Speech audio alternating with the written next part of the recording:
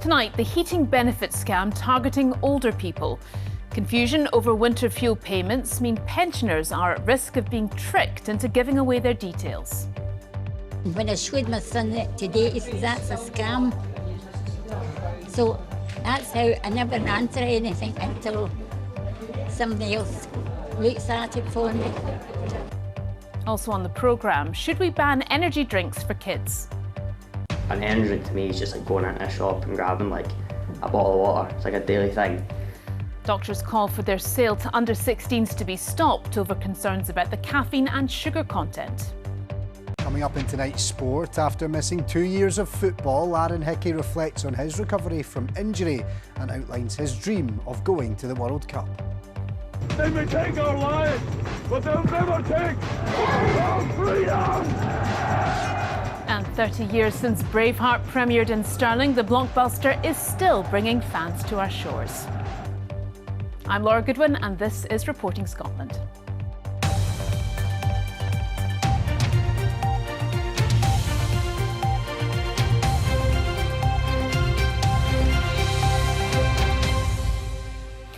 Older people are being warned to be on the lookout for scammers pretending to help them get their heating benefits. Age Scotland say they've seen an increase in people being contacted and told to apply to the Department of Work and Pensions, even though it doesn't actually handle that fund. In fact, most people entitled to get heating benefits will do so automatically. There are concerns scammers are taking advantage of confusion about the scheme at a time when bills will start to go up. Ian Hamilton reports. It's the soundtrack to our daily lives. How many messages do you get every day? And how many of them are trying to scam you out of your cash? Scam texts are nothing new, but this one stood out to me. It's a fake text saying it comes from the DWP, claiming if I don't apply for my heating allowance, I won't get it. The thing is, here in Scotland, you don't have to apply. You get it automatically. And the other thing is, it's not the DWP who administer it here in Scotland. People here at the Castlemilk Senior Centre say they're constantly trying to sidestep these scammers.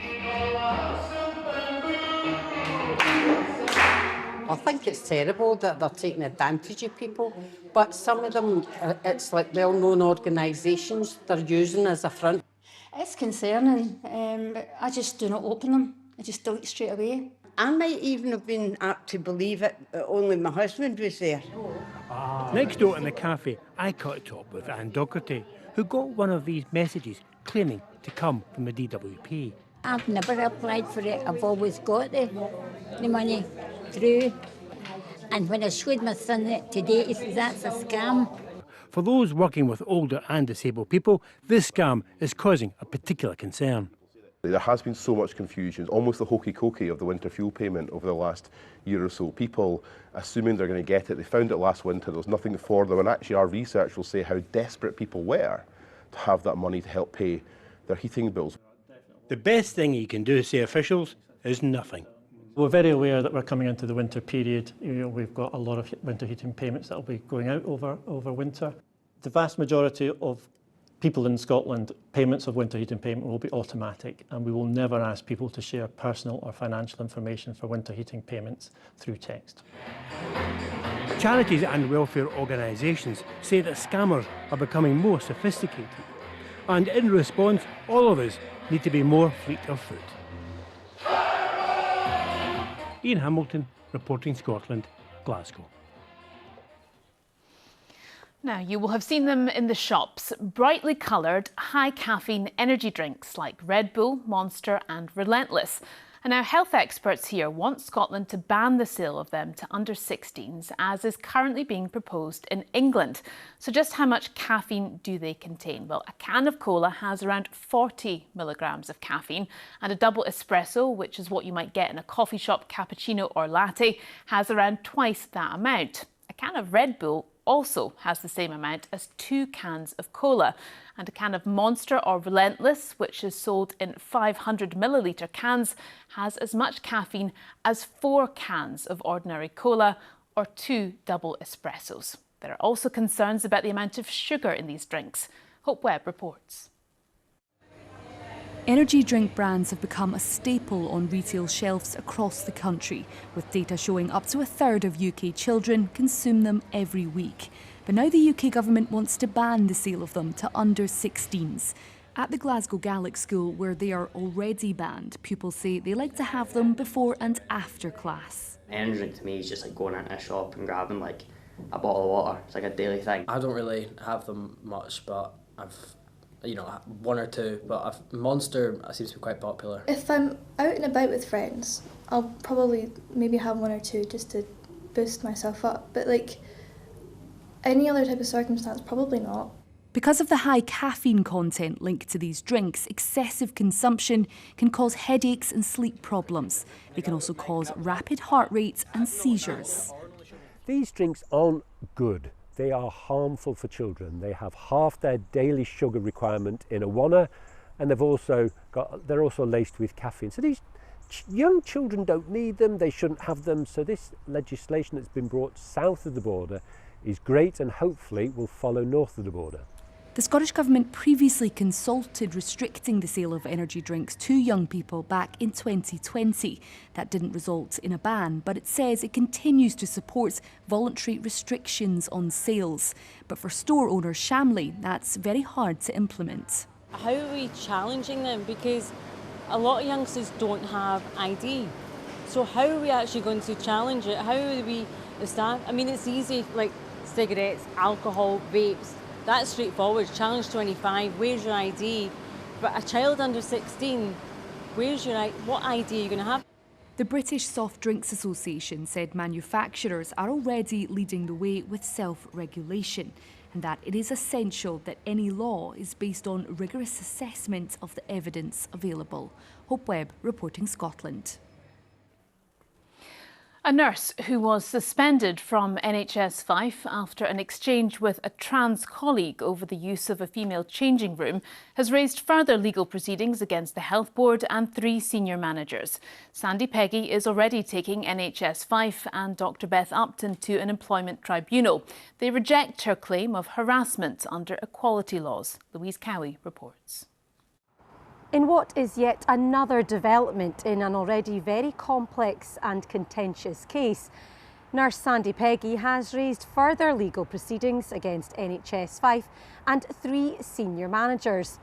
Ms Peggy's claim is one of alleged harassment and victimisation under the Equality Act 2010, relating to her gender-critical beliefs. It is a separate legal case from the ongoing claim against NHS Fife and Dr Beth Upton, whom she took to an employment tribunal and which heard closing arguments this week. The new claim arises from the senior staff's opposition to a decision by another manager last March to lift Miss Peggy's suspension, something which emerged during evidence. Further claims are due to be lodged regarding the decision Miss Peggy's legal team say to subject her to a disciplinary hearing process, as well as the issuing of a media statement regarding the tribunal by the Health Board during proceedings. Yesterday it emerged that the Health Board and the doctor had applied for an amendment to proceedings. It would allow them to use as a defence that Miss Peggy is entitled to her views, but not in the manner in which she expressed them. The judge is now considering this application. No judgment will be reached in the existing tribunal until November at the earliest. Louise Cowie, reporting Scotland, Dundee.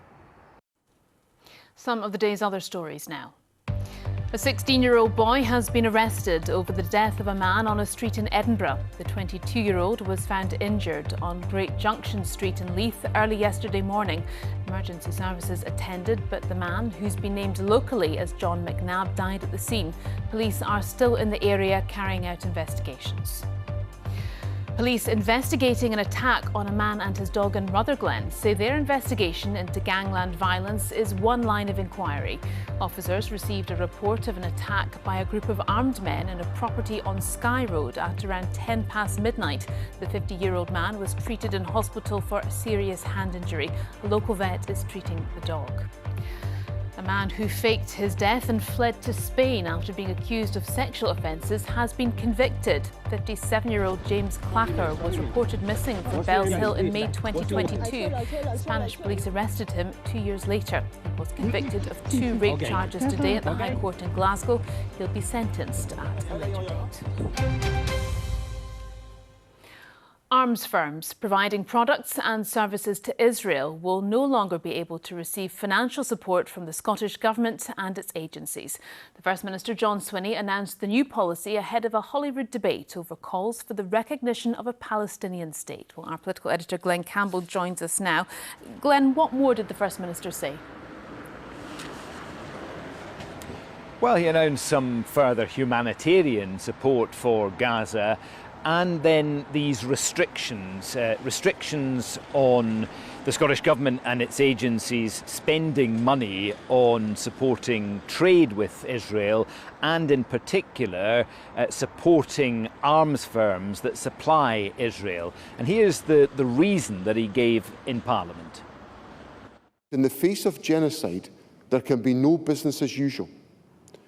We will pause new awards of public money to arms companies whose products or services are provided to countries where there is plausible evidence of genocide being committed by that country. That will include Israel. Other party leaders didn't object to the measures he announced. In fact, the Greens argued that he should go further and call for a boycott on Israeli goods. The Conservatives, though, said they would prefer if John Swinney concentrated on domestic concerns like the NHS. The Scottish Government flew the flag of Palestine over the Scottish Government's headquarters this afternoon in a show of solidarity, and within the last hour or so MSPs have voted by majority to call for the recognition of a Palestinian state. Now, that's not something the Scottish Government can do, but the UK Government has said it will do just that later this month unless Israel agrees to a series of conditions, including a ceasefire. Israel doesn't want Palestine recognised as an independent state, and it also denies genocide, arguing that all its military actions in Gaza have been taken in self-defence. OK, Glenn Campbell, many thanks indeed. Well, the news at 7 is coming up soon. Sarah, what have you got for us tonight? Well, Laura, we're also discussing this scam story, which you mentioned at the top of the programme there. So if anyone's been watching and you have concerns and you would like some advice, then tune in, because we'll have all of that for you. We're also in Inverness. The head of a hotel group there has told us that they've actually had to buy a property to house their staff because they're struggling so much to attract people to work in the industry at the moment. So really quite interesting. And we meet some local fundraising heroes too as part of the BBC's Make a Difference Awards. So sounds good. Yes. Look forward to it. Thank you very much indeed. Tonight's main news again. Pensioners are being scammed into giving away personal details in confusion over winter fuel payments. And still to come in tonight's sport, the head of Scottish Rugby explains why they've given Gregor Townsend a new 2-year contract.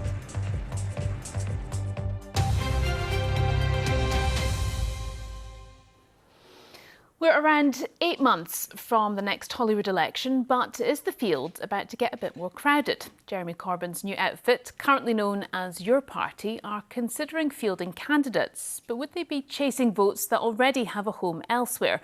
Or is there a gap in the market? Our political correspondent, David Wallace-Lockhart, has been taking a look. You won the victory. Well done, Unite! Well done, hotel workers!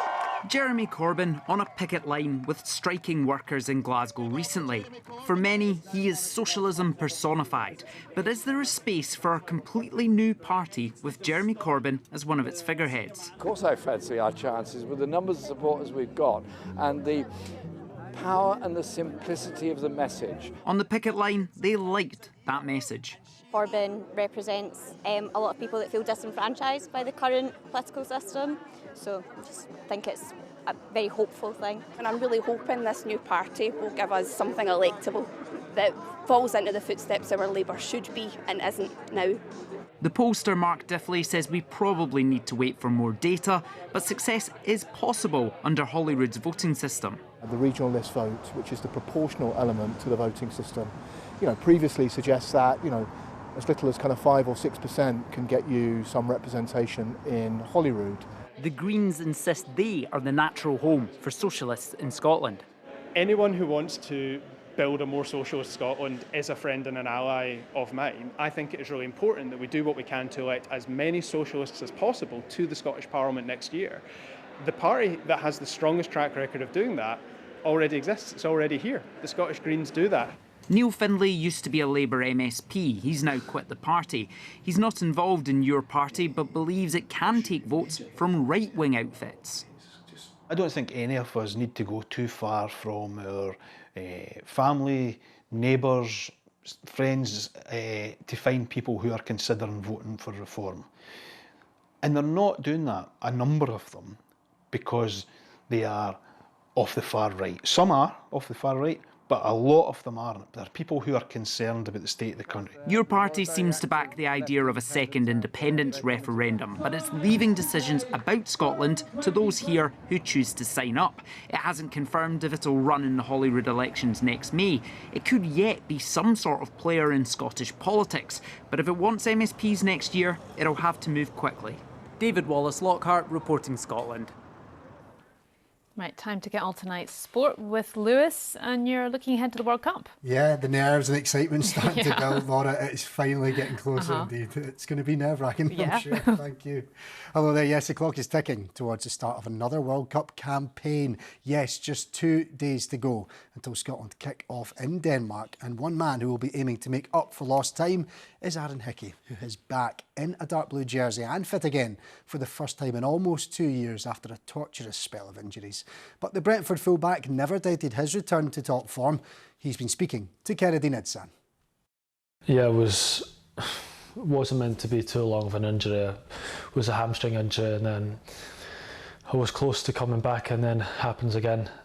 And then I had to go for a surgery, and then went for another surgery, was close to coming back again, felt it again. So then I had the same thing, and yeah, it just wasn't easy to be so close and then have to go through it all again and then close again. And it's been hard, but thankfully it's just all in the past now for me, and my head's in a good place and I'm feeling good. That's what my aim was when I was injured, to come back stronger and a better player. And yeah, I feel like I'm a lot stronger mentally.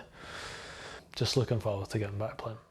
On your journey to get back to this point, was there a high point? Was there a low point? Maybe missing the Euros for Scotland? How did you deal with that? Yeah, that was definitely up there with the most difficult point, because I was close to coming back and I was trying to make it, and then I have a problem, so I couldn't make it. But that was gutting for me to miss that. So yeah, I'm just happy to be back now, and hopefully I can add something to the team and we can push on. What do you think is possible for the national team this campaign? Can Scotland get to the World Cup next year? Well, I think you've got to believe in yourself as a player, and then I'm pretty sure all the other players know that we can do that. So it's just about believing in the team, and it comes along with the fans getting behind us. Every game they help us massively, and just going in there with confidence and knowing that we can do a good job here. What would it mean to you to make it to a World Cup with Scotland? Everything, everything that I've worked for. To play in a World Cup is my dream. As a young boy, I'm pretty sure it's everyone's dream to play in a World Cup for their country. So yeah, it would be the proudest moment of my career. Ross County say they've signed a man with proven leadership experience after announcing Tony Docherty as the club's new manager. He was sacked from Dundee in the summer after guiding the Dens Park side to a 10th placed finish in the Premiership. Docherty succeeds Don Cowie, who left County last month after a poor start to the Championship season.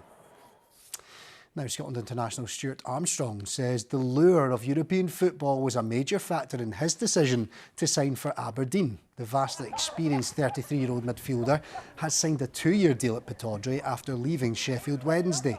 He returns to Scottish football for the first time since leaving Celtic 7 years ago.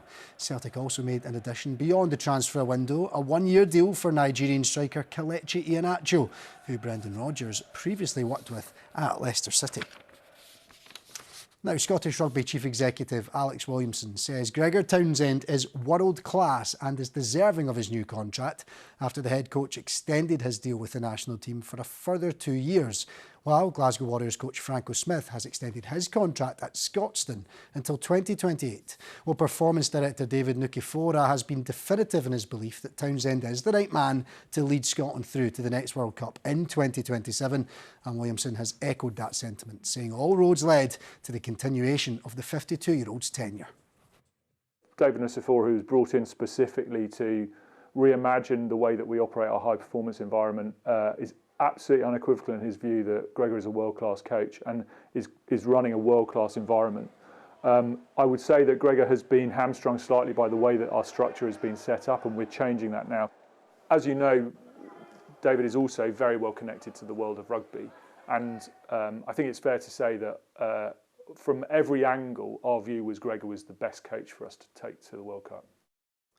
Well, while the men's head coach extends his contract, Scotland's women's team are flying after 2 wins from 2 games at the World Cup, which has seen them qualify for the quarter-finals. But they endured a disrupted build-up to the tournament with public disagreements with the governing body over player contracts. Williamson recognises the frustration among the squad, but insists Scottish women's rugby will be stronger after what he describes as a transitional moment. I'd hate for there to be any sense that we're dismissive of the challenging conversations it created, but at the same time I do think it's for the best outcomes of women's rugby ultimately. We are going to invest more than we've ever invested, and we'll have more professional players than we've ever had, but it is that we are in a transitional moment, and I would say that the girls have done an absolutely incredible job of parking all of that and focusing on rugby, and they've been brilliant. And just to say, Laura, I'll bring the sport live from Copenhagen tomorrow as we continue to build up to that World Cup qualifying campaign. Lucky you, I'll be here. Yeah, I better get going. Thank you, Lewis.